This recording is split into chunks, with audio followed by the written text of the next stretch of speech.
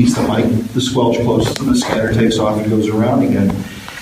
But what you got the majority of the conversation, on the computer here, but what you don't hear, and what Bill Puckett and I have discussed, is there's a little more to this conversation, and that is the pilot actually, without identifying, asks Salt Lake Center. He's also in communication with Salt Lake Center, not the tower. So Salt Lake Center is monitoring the traffic that's coming into the state of Utah and moving out of the state of Utah, making sure that the planes are separated. If they want to change in altitude or what have you, it gets handed off from, I believe, Oklahoma or Texas now into Salt Lake and then on.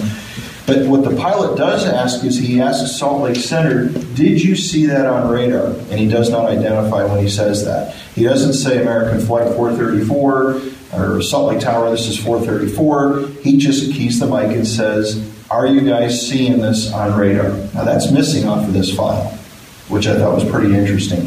Why it's missing, I have no idea, but it's not there.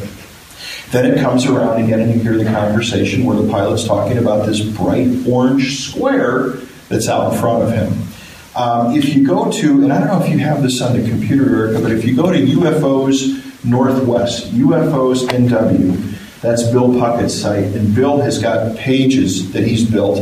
He's got actual radar echoes.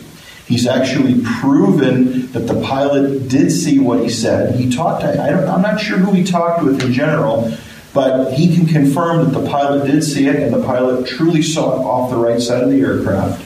And again, there are radar pings, several of them in that area that night or that morning, that early morning. So there's quite a bit to this.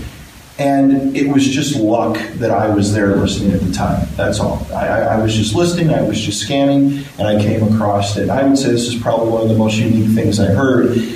If you listen to, maybe, I don't know if you have is it just the 15-second recording? He's got the 38-second recording that he kind of pared down, and then they're 25-minute segments.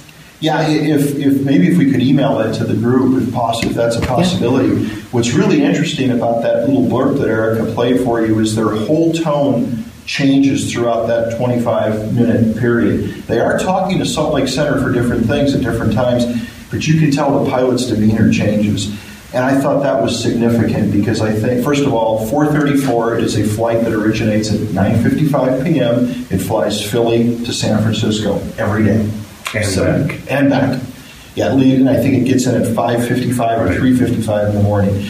So these are pilots that have been on this route for a long time, or this particular route has been flown several times. But it is interesting, and if you listen to the recording, you can actually hear his voice change. So I think that he did see something of significance that